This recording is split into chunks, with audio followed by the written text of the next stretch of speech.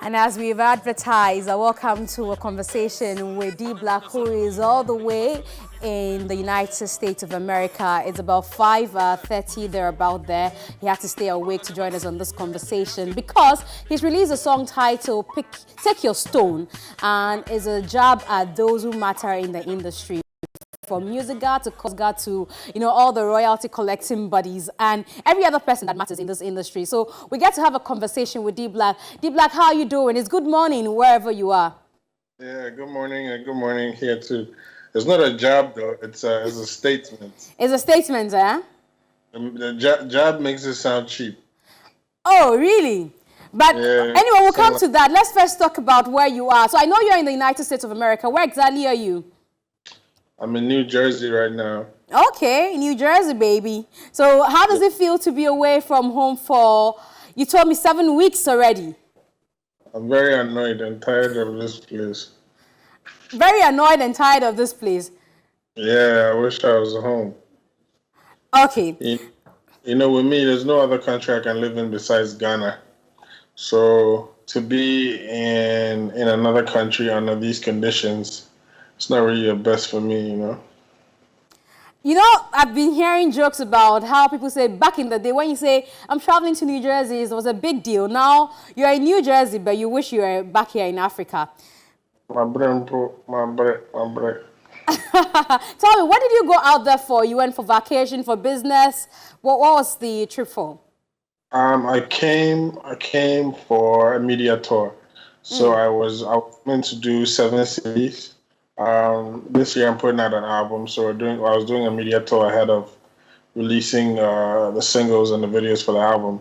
So I started in DC, then I went to Miami, and I was doing LA next, and then the lockdown started and events started getting postponed all over the country. So before I got to LA, they had postponed that one, they had postponed the New York one, they had postponed everything else. So everything had to be put on hold, and I was unable to complete it. And I tried to come to, so I flew from LA to DC, trying to get back to Ghana, but unfortunately, the borders in Ghana had been closed. Flights were not moving. Allowed here. So then I was stuck, and so to further notice, Wakaha. Waka Honum. No, but very soon you'll be back. Now that the lockdown has been, lifted, the partial lockdown lifted, hopefully the next thing, if we don't record any more cases or if the cases are reduced, then very soon you'll be able to come home. But are you being drained financially? Are you at home with family or you stay in a hotel? Because a lot of people I've spoken to have been telling me that they're staying in hotels and all that. And that's a lot of money you're paying for your stay. Yeah, I got an apartment here, but it's still financially draining.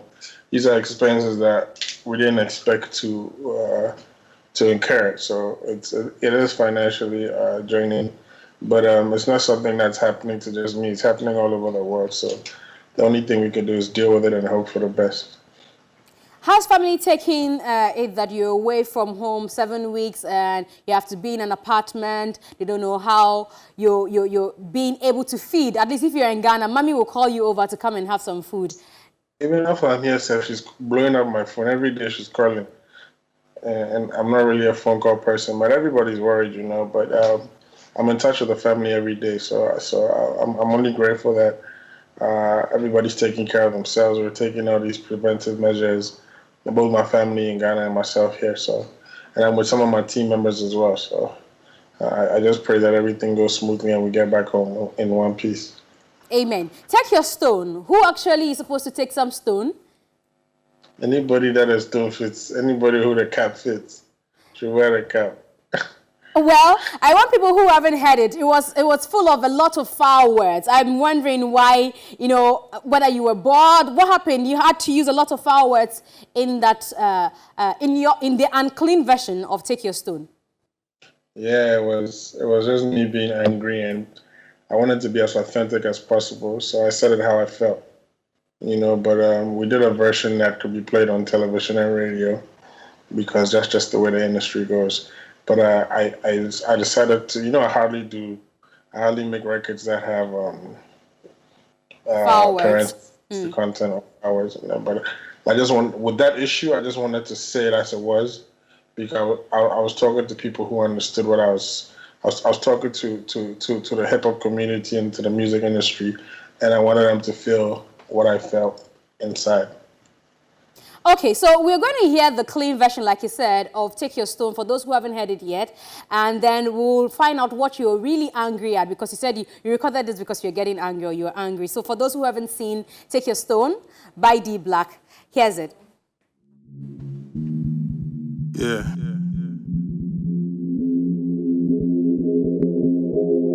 Take your stone.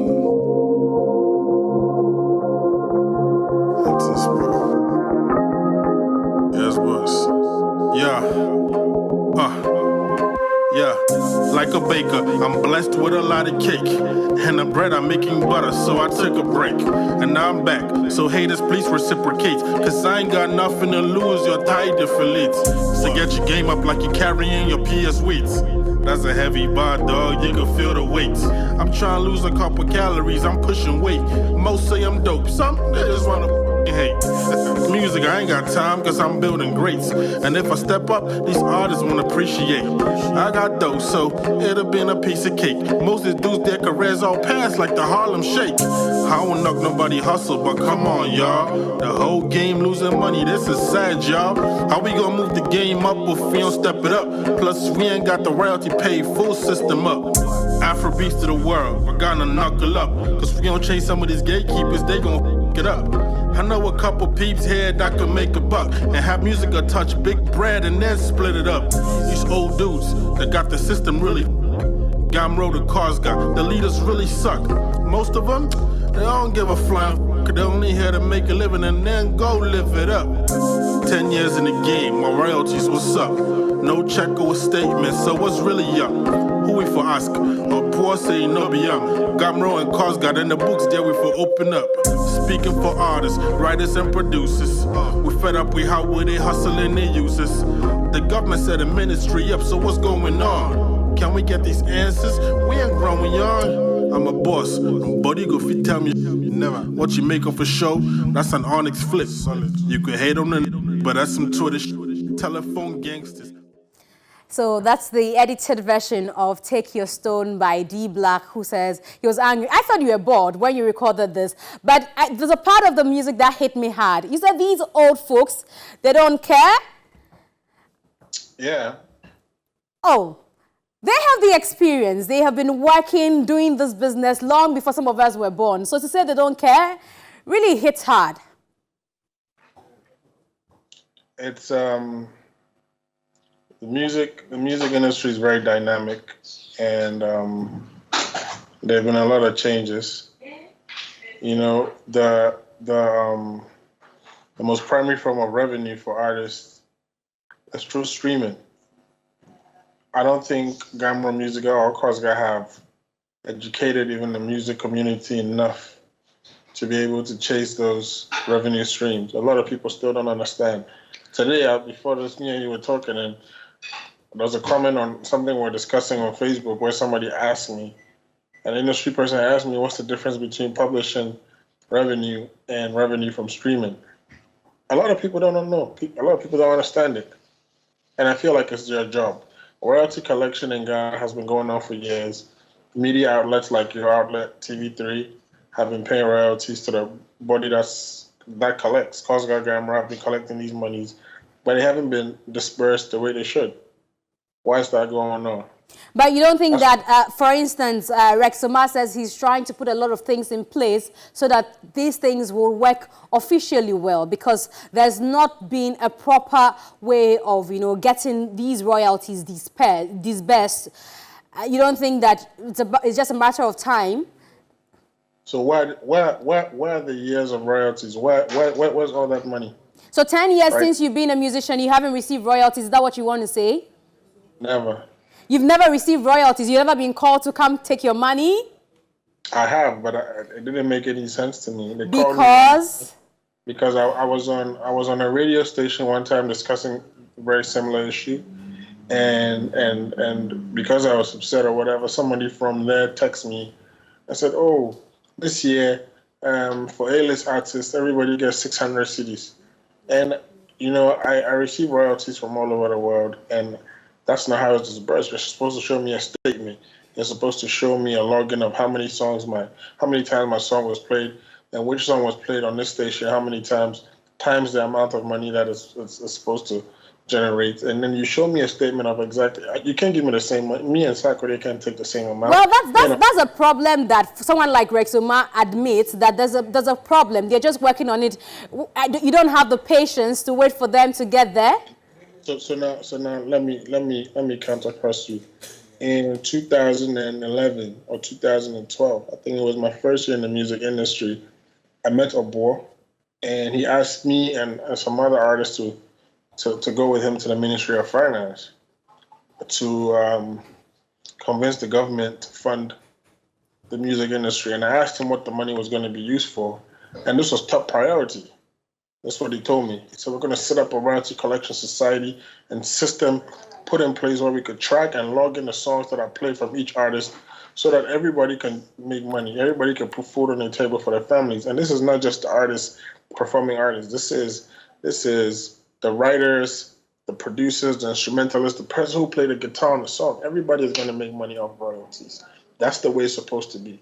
Now, a week after we went to that meeting, the president read the budget. This is when our term had passed. I remember very well.